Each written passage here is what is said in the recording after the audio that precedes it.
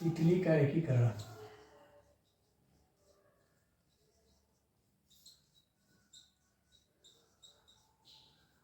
Italy का एकीकरण पूछता है, इटली का एकीकरण कैसे हुआ था। इटली का एकीकरण, इटली जो है सबसे पहले 8 राज्यों में बटा हुआ था। तो 8 इटली लिखिए, इटली 8 राज्यों में बटा हुआ था।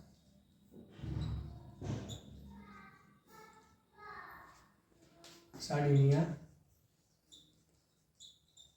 सार्डिनिया, लोम्बार्डी,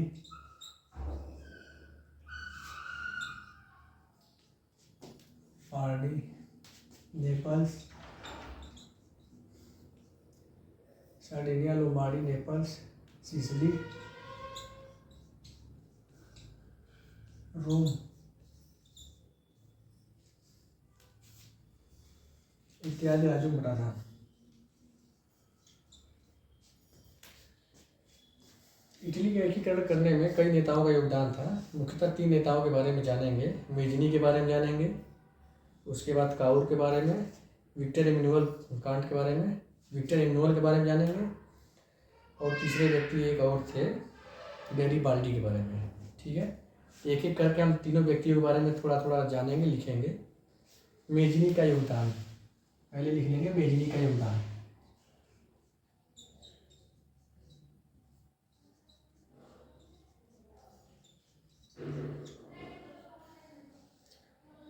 दल का गठन,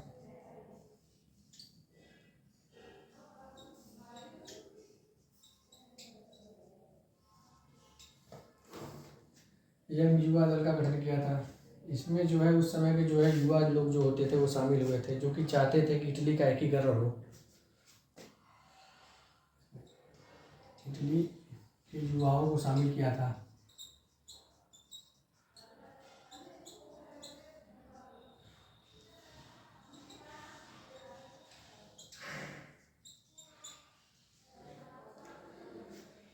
ये कुछ समय तक जेल में भी रहा था, लेकिन बाद में जो है इटली का एकीकरण करने में सफल नहीं हुआ। लेकिन बाद में फ्रांस के इटली के जनता में जो है ये बात जो है भरने में सफल रहा था, इटली को जो है एक किया जाए, यानी कि इटली के लोगों के अंदर राष्ट्रवाद के भाव जगाने में सफल हुआ था मेजनी।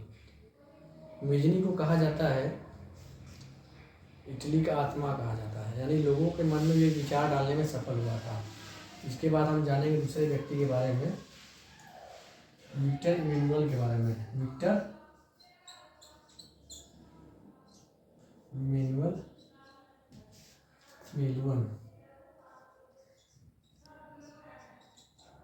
मेलुन और काउर दोनों के बारे में जानेंगे।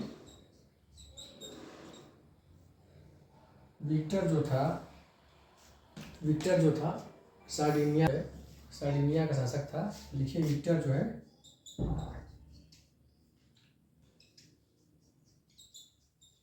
सार्डिनिया का शासक था।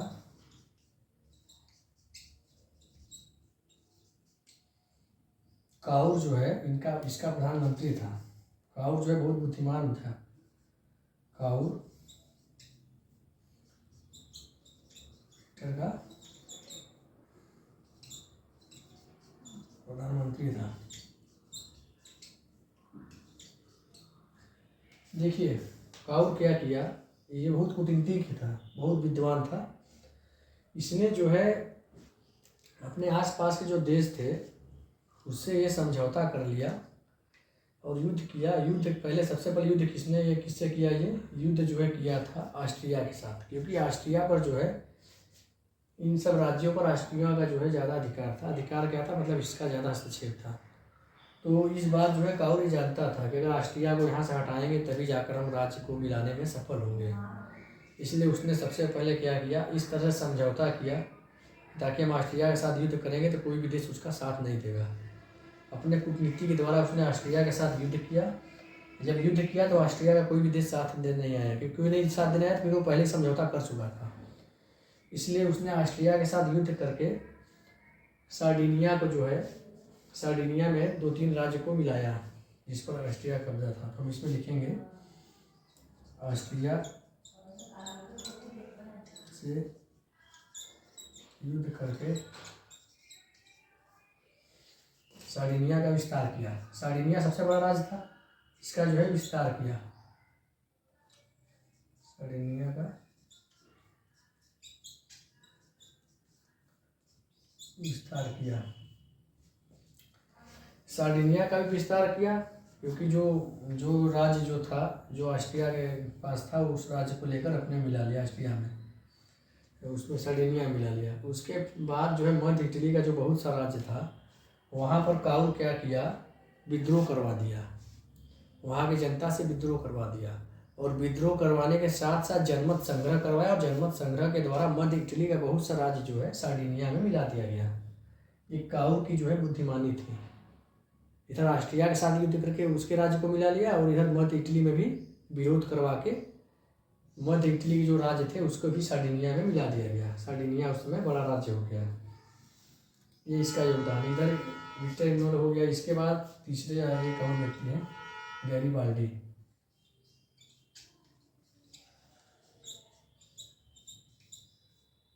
गैरीबाल्डी का क्या योगदान है, देखिए। गैरीबाल्डी क्या था, ये एक नौसैनिक था। गैरीबाल्डी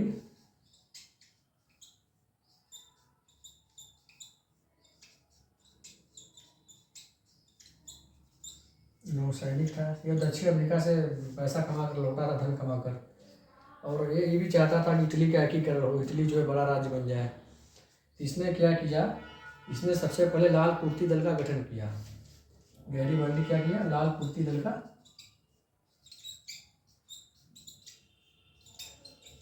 का गठन किया।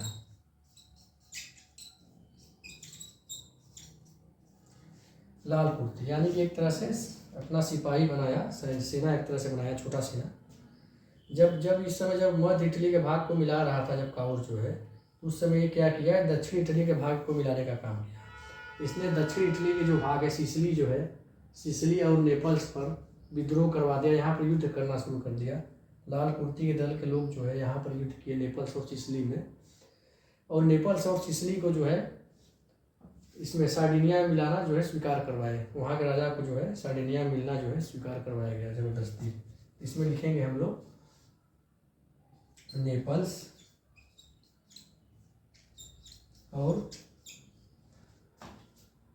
और सिसिली को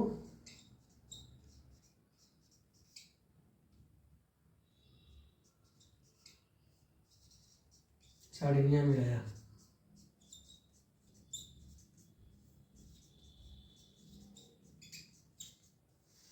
इस तरह से इटली का एकीकरण जो है जाकर पूरा सफल हुआ।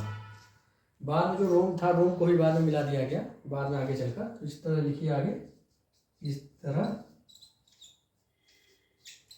इटली का एकीकरण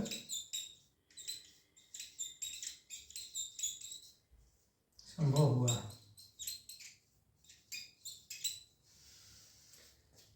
तो ठीक है, ये तीन लोग का हम नाम जानेंगे, मेजनी का योगदान, विक्टर एम्मानुएल और काउर का, और तीसरा गैरीबाल्डी का योगदान।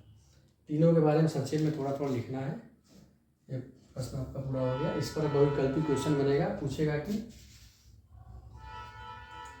क्वेश्चन लिख लीजिए, इटली के एकीकरण कौन कौन किया था, किस किया था। प्रश्न किसी भी तरीके से पूछ सकता है, लेकिन 3-4 लोग का नाम जानेंगे इटली के एकीकरण में किसका किसका योगदान था। ऐसे लिखिए, पहला था मेजनी, दूसरे कौन थे, विक्टर एम्मानुएल,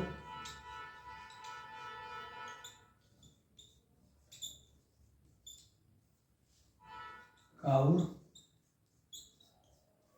और गैरीबाल्डी।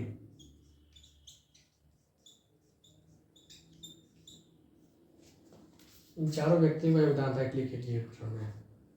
मार्क का था। तो उसके अलावा भी कई कारण था जिसकी वजह से जर्मनी एक हुआ था। जर्मनी जो है पहले 300 छोटे छोटे राज्यों में बटा था। 300 छोटे छोटे राज्यों में बटा था। अच्छा, इस पर जब नेपोलियन का जब इस पर शासन था जर्मनी का, तो उस समय नेपोलियन जो है 300 छोटे छोटे राज्यों को मिलाकर जो है 33 राज्यों में बांट दिया था, जिसकी वजह से जर्मनी के लोग जो है अपने आप को एकता का अनुभव किए थे। वहीं बाद में जाकर जर्मनी की जनता जो है मांग की कि जर्मनी की जो है एक कर दिया जाए। प्रशिया का योगदान था। प्रशिया जो है जर्मनी का ही एक राज्य था, बहुत बड़ा राज्य था। प्रशिया ही सबसे पहले जो है जर्मनी के एकीकरण का काम शुरू किया था। जैसे इटली में सार्डिनिया सबसे पहले इटली के एकीकरण का काम शुरू किया था, उसी तरह जो है जर्मनी में जो है प्रशिया जो है, प्रशा जो राज्य है वही सबसे पहले एकीकरण का काम शुरू किया था। प्रशिया उसमें सबसे बड़ा राज्य था। लिखिए इसमें कि प्रशिया राज्य ने एकीकरण का कार्य शुरू किया है। प्रशिया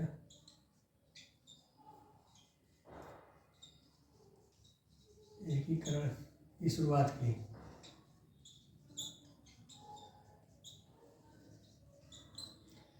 प्रशिया ने सबसे पहले। तो प्रशिया से पहले जो है एक और कारण था, जालोरिन।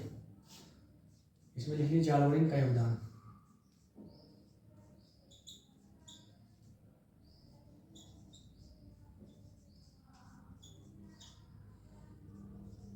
जालोरिन कौन था? जालोरिन कोई व्यक्ति नहीं था, जालोरिन एक संस्थान था।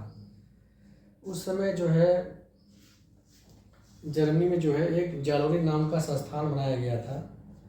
उस जालोरिन में जो भी राज्य जो है शामिल हो जाएगा, उस राज्य को कोई भी टैक्स जो है देना नहीं पड़ेगा। यानी कि जो 300 छोटे छोटे राज्य थे, आपस में जब व्यापार करते थे तो एक दूसरे को कर देते थे, टैक्स देते थे, तट कर। जैसे एक देश से दूसरे देश में माल भेजेंगे तो टैक्स लगता था ना, तो उसी तरह से टैक्स लगता था। लेकिन जब जालोरिन का गठन हो गया तो जो भी राज्य जालोरिन में शामिल हो जाएगा उसको जो है कोई टैक्स नहीं देना पड़ेगा।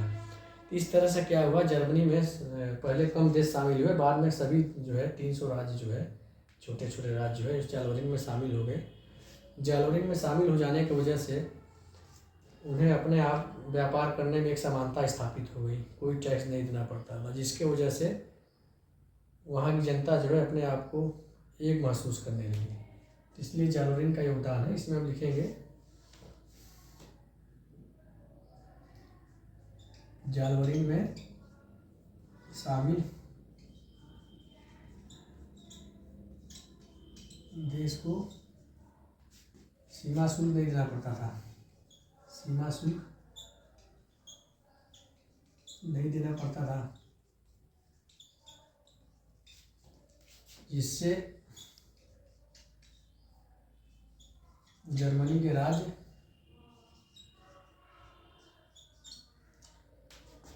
एकता महसूस करने लगे।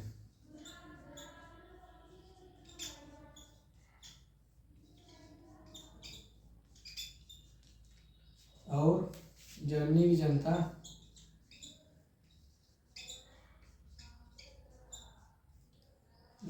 एकीकरण की मांग की।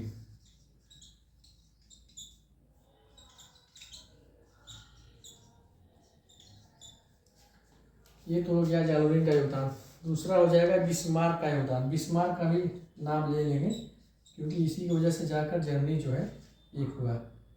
बिस्मार्क का योगदान।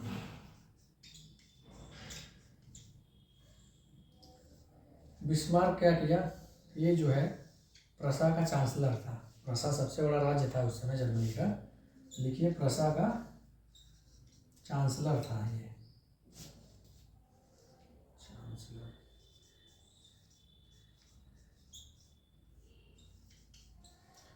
जब प्रशा का चांसलर बना तो उसने सबसे पहले क्या किया, सैन्य सुधार किया, सैन्य सुधार का काम करवाया।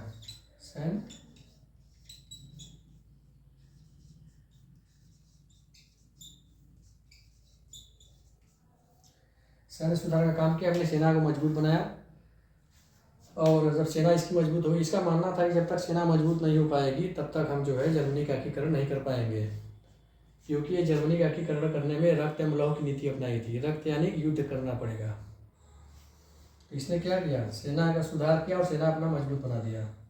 सेना मजबूत करने के बाद इसने क्या किया, सबसे पहले डेनमार्क के साथ युद्ध किया था। प्रशा का पड़ोसी देश डेनमार्क है, उसी से सटा हुआ है, उसके साथ युद्ध किया। लिखिए डेनमार्क के साथ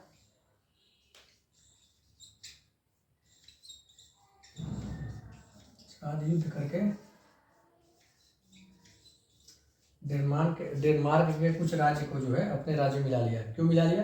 क्योंकि डेनमार्क में जो कुछ राज्य थे वो जर्मनी बोलने वाले जो लोग थे, तो उनको जर्मनी में शामिल होना जरूरी था।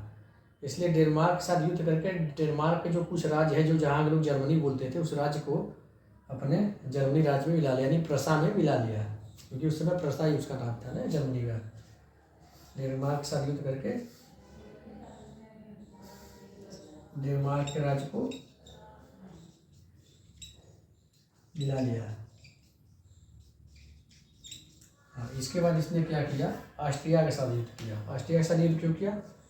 क्योंकि ऑस्ट्रिया का जो है जिस तरह इटली के ऊपर प्रभाव था, उसी तरह ऑस्ट्रिया का जो है जर्मनी के ऊपर भी प्रभाव था। क्योंकि शुरुआत में आप याद करिए, जब नेपोलियन युद्ध में पराजित हो गया था तो ऑस्ट्रिया ही तो समझौता करवाया था, वीना का संधि करवाया था। वीना का संधि करवा के जर्मनी के बहुत से राज्य को ऑस्ट्रिया जो है अपने अधिकार में कर लिया था। इसलिए बिस्मार्क के पास जानता था कि जब तक हम ऑस्ट्रिया को यहाँ से हटाएंगे नहीं, तब तक जर्मनी का एकीकरण हो नहीं पाएगा। तो उसने सबसे पहले क्या किया? ऑस्ट्रिया के साथ युद्ध किया, और ऑस्ट्रिया के साथ युद्ध करके ऑस्ट्रिया जो इसका राज्य लिया था उस राज्य को अपने राज्य में मिलाया और ऑस्ट्रिया के प्रभाव से मुक्त कराया, यानी ऑस्ट्रिया को वहाँ से हटा दिया एक तरह से। इसमें हम लिखिए ऑस्ट्रिया के साथ युद्ध करके। अच्छा, ऑस्ट्रिया के साथ युद्ध करते समय ऑस्ट्रिया के साथ युद्ध करके ऑस्ट्रिया के प्रभाव से मुक्त हुआ। ऑस्ट्रिया के प्रभाव से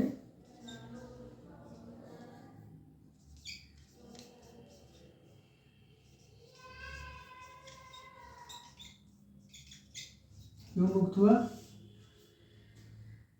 ऑस्ट्रिया जब यहाँ से हट गया तो बहुत से राज्य जो है जर्मनी के अधिकार में आ गए, प्रसाधिकार में आ गए, और जर्मनी जो है धीरे धीरे एक विशाल राज्य बनने लगा। और जब ऑस्ट्रिया के साथ युद्ध कर रहा था तो कोई भी देश जो है इसमें शामिल नहीं हुआ था। क्यों नहीं शामिल हुआ था?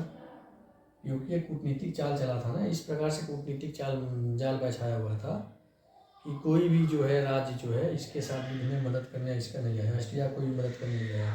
चाहे तो फ्रांस मदद कर सकता था, लेकिन फ्रांस जो है मदद नहीं करने आया। क्यों नहीं मदद करने आया?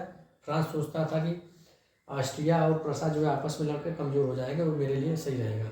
लेकिन ऐसा हुआ नहीं।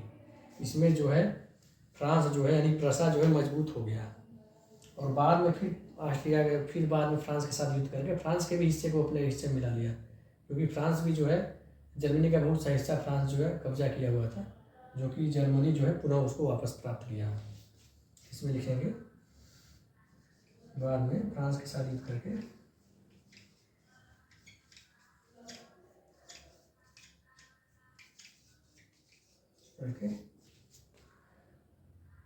दक्षिणी जर्मनी का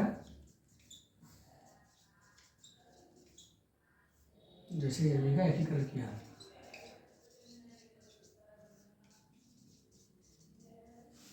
ठीक है, इसमें हम ये हो गया पार्ट आपका।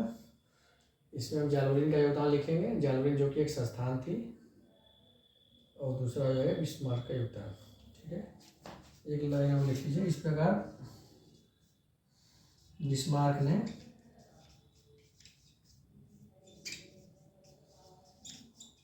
जर्मनी के एकीकरण में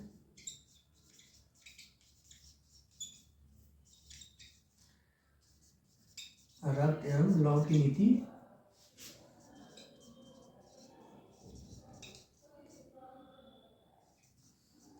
अपनाई। ठीक है, इस पर एक क्वेश्चन बनता है, जर्मनी का एकीकरण कौन किया था? बहुविकल्पी क्वेश्चन। जर्मनी का एकीकरण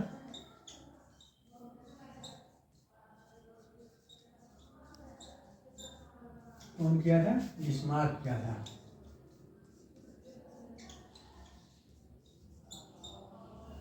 ठीक।